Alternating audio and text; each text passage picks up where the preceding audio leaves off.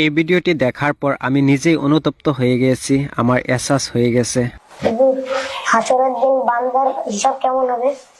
ছাত্র যখন হুজুরকে প্রশ্ন করলো, হুজুর হাসরের দিন বান্দার হিসাব কেমন হবে, তখন হুজুর মুখে প্রশ্নের উত্তর না দিয়ে ডাইরেক্ট প্র্যাকটিক্যালি ছাত্রদেরকে বুঝালেন। কত সুন্দরভাবে ভিডিওটি দেখলেই আপনিও অনুতপ্ত হয়ে পড়বেন, আপনারও এহসাস হয়ে যাবে হাসরের বিচার কেমন হবে। আর সেটা কিভাবে বুঝাইলেন ভিডিওটি সম্পূর্ণ দেখেন। এই নাও 100 টাকা, আগামীকাল ছুটির দিন, তোমার যা মন চায় তাই কিনে কেটে খাবা। যাও। তাওহীদ, এদিকে আসো। এভাবেই প্রত্যেকটা ছাত্রকেই কাউকে 100 টাকা, কাউকে 80 টাকা, কাউকে 60 টাকা এভাবে দিতে দিতে লাস্ট মুহূর্তয় আব্দুর রহমান, জি হুজুর। এদিকে আসো। এই নাও 5 টাকা। এই 5 টাকা দিয়ে তোমার যা মনে চায় খাবার খেতে সেগুলো খাবা, ঠিক আছে? যাও। আসো এবার আলবি আসো।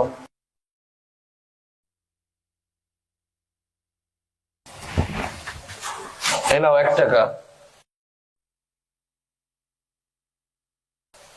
1 টাকা দিয়ে তোমার যা খুশি, যা খেতে মন চায় তাই খাবে।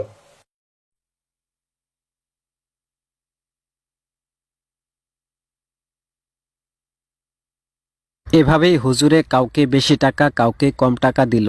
যারা বেশি টাকা পেয়েছে তারা মনে মনে অনেক খুশি, আর যারা কম টাকা পেয়েছে তারা খুশি হতে পারে নাই।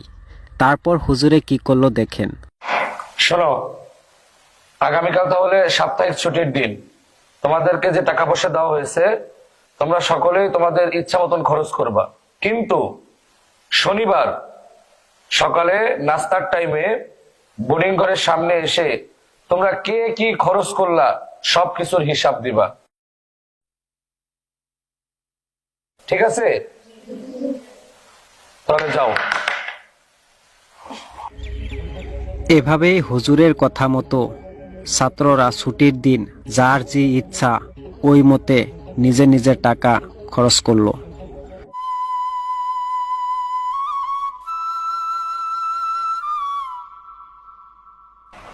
একটা একটা চকলেট দেন।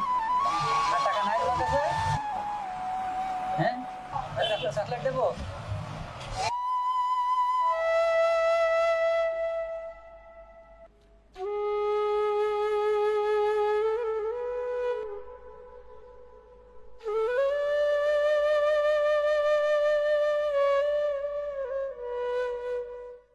তারপর ওই টাকার হিসাব হুজুরে কিভাবে নিল পরের দিন দেখেন।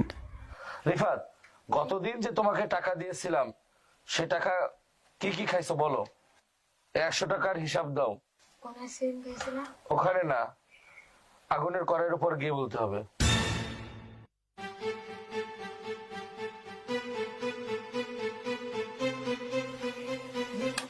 আগুনের কড়াইতে। দাঁড়াও দাঁড়াও, জুতা খুলে, জুতা পরে না, জুতা খুলে গিয়ে হিসাব দাও। হ্যাঁ হ্যাঁ, জুতা খুলে উঠো উঠো উঠো উঠে এবার হিসাব দাও। কোন আইসক্রিম খেয়েছিলাম? আর এক জুস খেয়েছিলাম, এক বিস্কুট খেয়েছিলাম, চানাচুর খেয়েছিলাম, আর একটা বিস্কুট খেয়েছিলাম। হ্যাঁ, যাও যাও, এখানে গিয়ে পানিতে তাড়াতাড়ি পাও দিয়ে ফেলো, পাও দিয়ে ফেলো, ঠান্ডা করো। তাওহীদ, তোমাকে 80 টাকা দিয়েছিলাম না, তুমি 80 টাকার হিসাব দাও। ওই আগুনের কড়াই থেকে হিসাব দাও।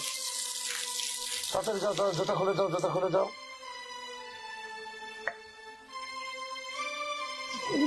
30 টাকা দামের একটা জুস খেয়েছিলাম, 20 টাকা দামের বিস্কুট খেয়েছিলাম, আর 30 টাকা দামের একটা আইসক্রিম খেয়েছিলাম। পাপড়ে যাও যাও, ওই যে পাও দাও, পানি দিয়ে পাও দাও, তাতে ঠান্ডা করো, পা ঠান্ডা করো, দ্রুত দ্রুত যাও। তোমাকে 60 টাকা দিয়েছিলাম না, ওই 60 টাকার হিসাব দাও। এভাবেই হুজুরে প্রত্যেক জনের কাছ থেকে পই পই করে প্রত্যেকটি টাকার হিসাব নিল। যার টাকা বেশি তার হিসাবও বেশি, আর যার টাকা কম তার হিসাবও কম। যারা টাকা বেশি পেয়েছিল আর হারছিল, আজকে ওই টাকার হিসাব দিতে যাই তাদের ঠেঙে ফুসকা পড়তেছে, আর ওই ফুসকার জ্বলন্তিতে তারা আজকে কাঁদতেছে। আর যারা টাকা কম পেয়েছিল তাদের হিসাবও কম, তারা আজকে হাসতেছে আর হাসি মুখে ওই টাকার হিসাব দিতেছে। তোমাকে 1 টাকা দিয়েছিলাম না, তুমি 1 টাকার হিসাব দাও।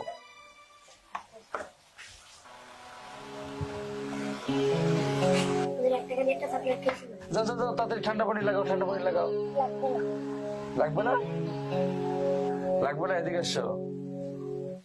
তোমার প্রশ্নের উত্তর পাইছো? জি হুজুর। এটা মাত্র হাসরের বিচারের নমুনা। এই দুনিয়ায় মানুষের অর্থ সম্পদ যত কম, তার হিসাব তত সহজ।